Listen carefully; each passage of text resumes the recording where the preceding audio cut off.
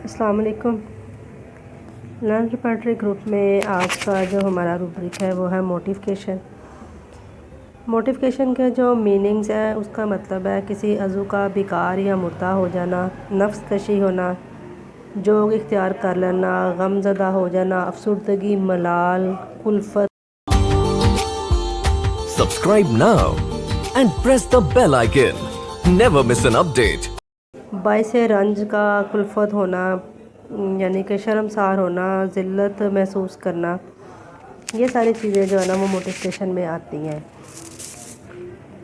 Mortification का main जो इस रुब्रिक के अंडर आता है कि इंसान को बहुत ज़्यादा शर्मिंदा हो जाता है किसी आप उसकी सेल्फ़ रिस्पेक्ट पर जब चोट लगती है तो उसके अंदर फिर ये मोटिफिकेशन के असरात जो है ना वो पाए जाते हैं।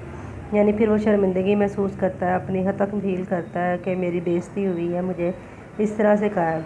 यानी कि जब उसकी सेल्फ़ रिस्पेक्ट जो है वो मजरूह होती है तो उसकी वजह से उसके अंदर ये बैड इफ़ेक्ट्स पैदा होते हैं। इसमें हमने दो मेडिसिन को एक्सप्लेन करना है, स्टेफिसगेरिया और कोलोसिन।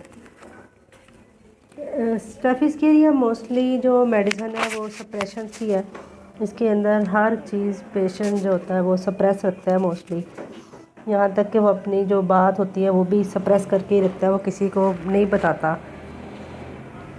लेकिन स्टेफिसगेरिया के अंदर गुस्सा बहुत ज़्यादा आता है, उस वक़्त आता है जब इसकी इंसल्ट की जाए, जब इसको कुछ अगर वो कोई बात करता है तो उसकी बात को रद्द कर दिया जाए, उसको इस तरह के अल्फाज बोले जाए कि जिससे उसको फ़ील हो कि मेरी ये हद तक कर रहा है।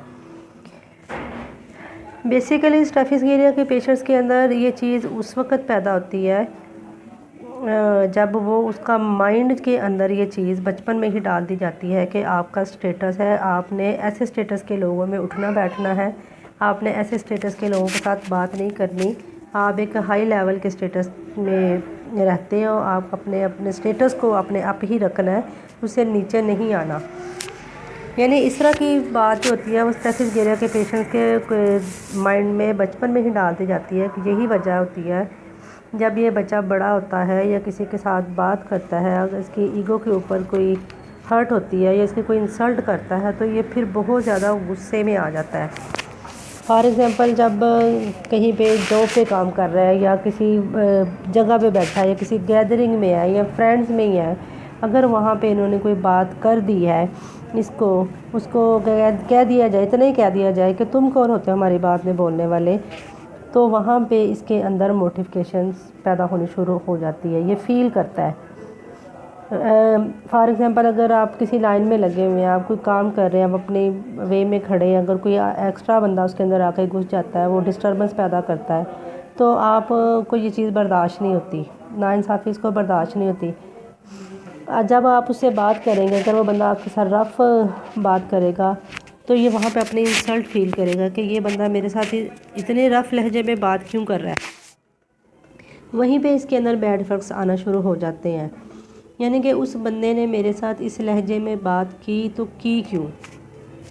ये चीज़ जो है ना स्टेफिसगेरिया के पेशेंट्स में पाई जाती है। यही वजह है कि जब इसके अंदर इस कदर गुस्सा आ जाता है तो लेकिन ये गुस्से का इजहार नहीं करता, बहुत ज़्यादा चीखता चिल्लाता नहीं है, बल्कि इसको अपने अंदर ही अंदर ये पी जाता है। और जब ये इस तरह इसको पी जाता है तो फिर इसके बैड इफ़ेक्ट्स इसकी बॉडी के ऊपर बहुत ज़्यादा आ जाते हैं।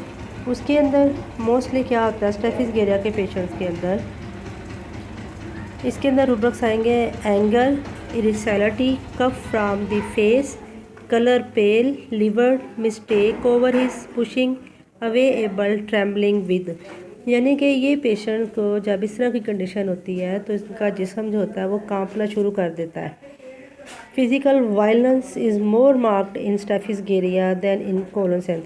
कोलोसिंथ के पेशेंट्स के अंदर गुस्सा बहुत ज़्यादा आता है, लेकिन इसके अंदर जो होता है स्टेफिसगेरिया में ये फिज़िकली उसको फ़ील करता है, वो उसको अपने अंदर अपने आप को यानी कह लें कि फ़िज़िकली तकलीफ़ दे लें या पेन देने की कोशिश करता है स्टेफिसगेरिया का पेशेंट। ऐसे पेशेंट क्या करते हैं जब इनकी बहुत ज़्यादा इंसल्ट की जाएगी हो। अच्छा ये भी होता है बाज़ दफ़ा कि इनको जब ये फ़ील हो कि इन्होंने गलती की है, जब इनसे अपने से कोई गलती हो जाती है तो भी ये अपने आप को ही कसूरवार ठहराते हैं, अपनी गलती को मानते हैं, फिर वो अपने गुस्से को दबाते हैं कि मेरे से ये गलती हुई है, इंसल्ट अपनी भी फ़ील करते हैं। तब भी इसके अंदर जो है ना वो जिस्म कांपना शुरू हो जाता है। बाज़ दफ़ा इनके स्टेफिस के पेशेंट्स के अंदर इस तरह की कॉम्प्लिकेशंस पैदा हो जाती हैं कि वो गुस्सा तो आता है बहुत उसको, लेकिन उसका इजहार नहीं कर पाते। उसके ज़िक्र में ये क्या होता है कि ये सप्रेस करना शुरू कर देते हैं खुद को, इंसल्टेड हो जाता है, सप्रेस एंगर कर लेता है खुद को, फ़िज़िकल रिलेशंस कायम कर लेता है। यानी कि जब बहुत ज़्यादा गुस्सा आए या किसी वजह से इंसल्टेड हो तो ये मास्टरबेशन भी करना स्टार्ट कर देता है। यानी कि इस तरह की कंडीशन जो है ना वो स्टेफिस के पेशेंट्स के अंदर पाई जाती है। स्टेफिस के पेशेंट्स के अंदर जब मोटिफिकेशन के बैड इफ़ेक्ट्स पैदा होते हैं तो इसको पैथोलॉजिकली सिम्टम्स इसके अंदर ज़्यादा आती हैं, जिसमें सिस्टाइटिस हो जाता है, स्ट्रेस इंड्यूरेटिन ग्लैंड्स, टूथ एक, आर्थराइटिस भी हो सकता है। जब हम स्टेफिस को इसकी कह लें कि बाद में कोलोसिन की ये कम्प्लीमेंट्री रेमेडी भी है। तो कोलोसिन में चूँकि बहुत ज़्यादा गुस्सा पाया जाता है, शदीद किस्म का गुस्सा पाया जाता है, और उस गुस्से की वजह से बैड इफेक्ट्स में इसको डायरिया हो जाता है, वोमिटिंग हो जाती है और शदीद पेट दर्द होती है। जब उसके पेट में दर्द होती है तो फिर वो दोहरा होता है, दोहरा होने से उसको सुकून भी मिलता है। यानी कि इसके अंदर जो कॉम्प्लिकेशन आती है, गुस्सा स्टेफिस में पाया जाता है, लेकिन कोलोसिन का गुस्सा इसकी निस्बत ज़्यादा होता है।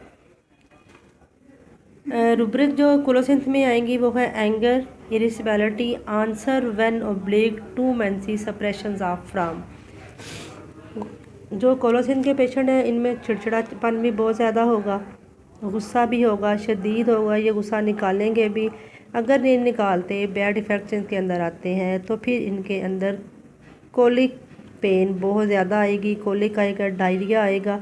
इस तरह की कंडीशन जो है ना इनके अंदर कोलोसिन के पेशेंट्स के अंदर पाई जाती है।